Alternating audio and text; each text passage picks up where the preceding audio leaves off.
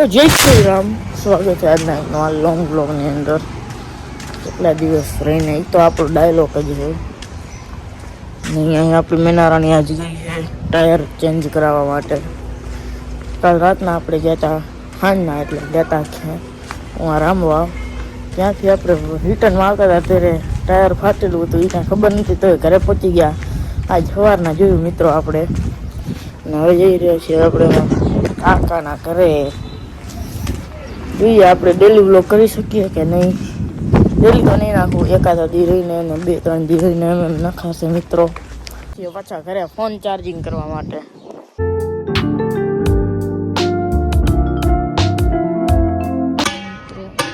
આપણે